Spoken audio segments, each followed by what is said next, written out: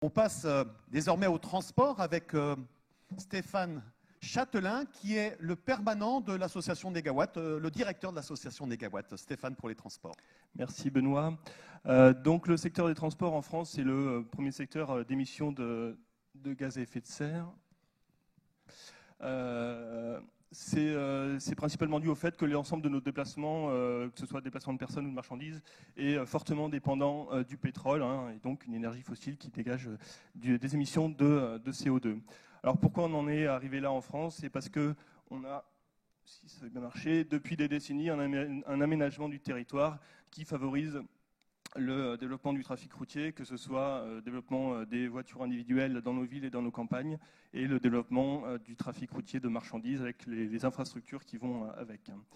Conséquence de cela, un effondrement du fret ferroviaire qu'on constate depuis pas mal d'années en France, avec, vous le voyez, une division par deux des tonnes-kilomètres transportées simplement entre 2000 et 2010 par le fret ferroviaire.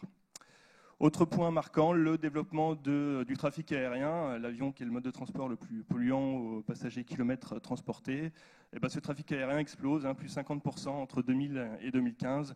Donc ça, forcément, ça a des répercussions sur le bilan total d'émissions de gaz à effet de serre de la France. Un petit point sur ce trafic aérien. Dans les autres scénarios que vous pouvez consulter, généralement le trafic aérien international n'est pas pris en compte parce qu'il est exclu des protocoles de Kyoto et autres conventions internationales sur le climat. Nous, on l'a intégré dans le scénario Négawatt.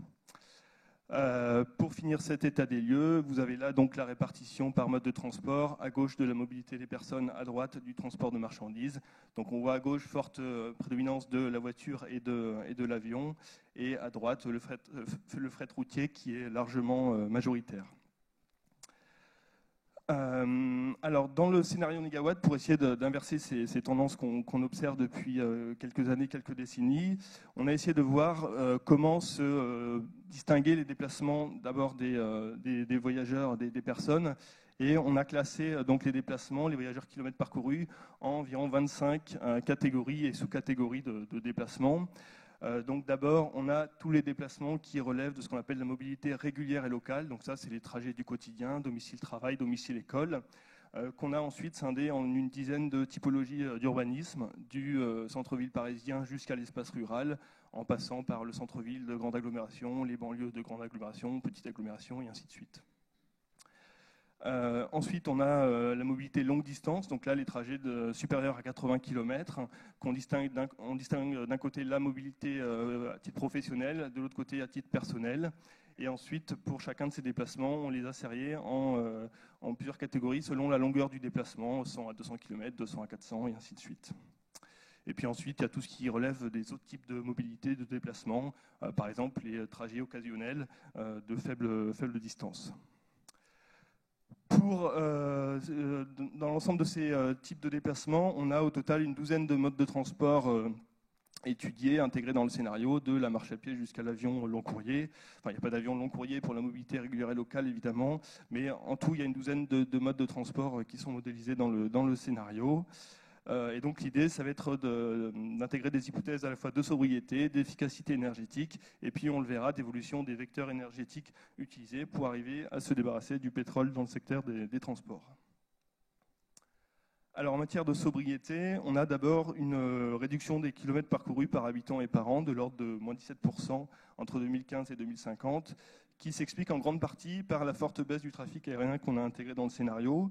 L'idée, ça va être grosso modo de revenir aux valeurs qu'on connaissait il y a 20 ans dans 30 ans en termes de kilomètres parcourus par habitant et par an, avec d'une part sur les vols métropolitains, on va remplacer les vols qu'on connaît aujourd'hui par, on va les reporter vers le trafic ferroviaire. Donc ça veut dire éventuellement création de nouvelles infrastructures de lignes à grande vitesse sur des lignes comme Paris-Toulouse ou Paris-Nice. Et puis pour le trafic international, on va diviser par deux les kilomètres parcourus. Donc ça, évidemment, ça ne se fait pas tout seul. Il faut ensuite mettre en place des politiques publiques pour accompagner ces orientations. On pourra y revenir un peu plus tard. Si on met de côté l'aérien, sur l'ensemble des autres modes de transport, on a une diminution seulement de 6% des kilomètres parcourus par habitant et par an d'ici 2050. Donc ça reste assez faible comme réduction. Et ça s'explique d'une part par le développement du télétravail, qui est relativement peu développé en France. On a vraiment de la marge de progression là-dessus. et puis par globalement un réaménagement de l'espace qui permet par exemple de rapprocher les zones résidentielles, tertiaires et de commerce. Aujourd'hui, on a des zonages qui entraînent des allongements de distance parcourue, et l'idée c'est de mixifier un petit peu les zones, voire les bâtiments, pour réduire ces distances parcourues. On a une hypothèse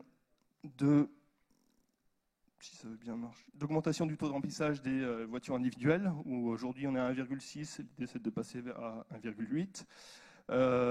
Une hypothèse de report modal, évidemment, hein. Donc l'avion et les voitures représentent aujourd'hui plus de 80% des voyageurs kilomètres, on l'a vu. On va passer à 58% en 2050. Et en contrepartie, on a une augmentation forte des transports en commun, où on passe de 16% aujourd'hui à 34% en 2050. Donc là, vous avez la répartition des kilomètres parcourus en 2015 à gauche et en 2050 à droite pour la mobilité des personnes.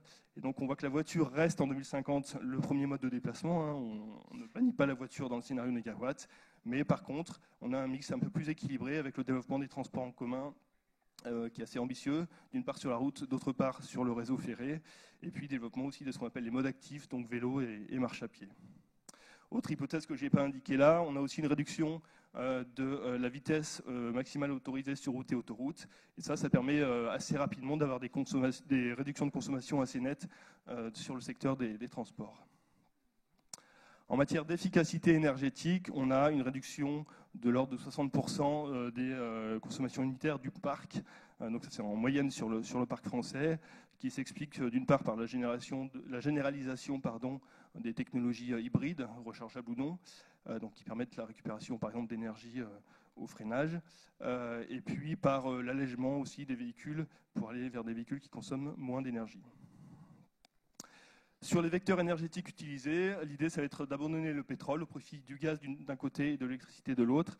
Ces deux vecteurs ayant l'avantage, c'est un sujet d'actualité cet hiver, de réduire les émissions de particules et donc d'améliorer la qualité de l'air. On y reviendra dans la suite de la présentation. Alors sur le gaz, ça ne nécessite aucune rupture technologique, hein. Il y a déjà des millions de véhicules à travers le monde qui roulent au gaz. Il y en a 1 million par exemple en Italie. Et ça permet de valoriser la production de gaz d'origine renouvelable. Christian Couturier vous en parlera plus longuement par la suite. Et puis on développe les véhicules électriques. Alors on n'imagine pas dans le scénario Négawatt un basculement vers le tout électrique. On n'imagine pas 30 millions de véhicules électriques demain, mais on le développe quand même, principalement en milieu urbain, plutôt en autopartage, ce qui permet de libérer de l'espace dans les centres-villes. Et puis, ça permet aussi en parallèle de réduire les nuisances sonores et les émissions de particules, j'en ai parlé. Et puis, en milieu urbain, on a aussi peut-être davantage de marge sur le réseau de distribution pour augmenter les puissances appelées et donc permettre ces recharges de véhicules, même si de toute façon, par ailleurs, on a une baisse de la puissance appelée sur le chauffage, on l'a vu dans le bâtiment. Et puis développement aussi en périurbain et en rural où on a un accès plus facile aux bornes de recharge. C'est plus simple de brancher sa voiture quand on habite une maison que quand on est en appartement en centre-ville. Sur le transport de marchandises, une réduction des tonnages, des tonnes kilomètres transportés. Là, on a fait le lien avec le secteur industriel que Emmanuel Rosier vous présentera juste après. On a une baisse des tonnages produits dans le secteur industriel, donc ça se répercute sur le transport de marchandises. Et puis, on a un report modal vers le ferroviaire et le fluvial. Donc, vous avez la situation en 2015 à gauche et en 2050 à droite. En gros, le fret routier transporte à peu près 50% des marchandises en 2050.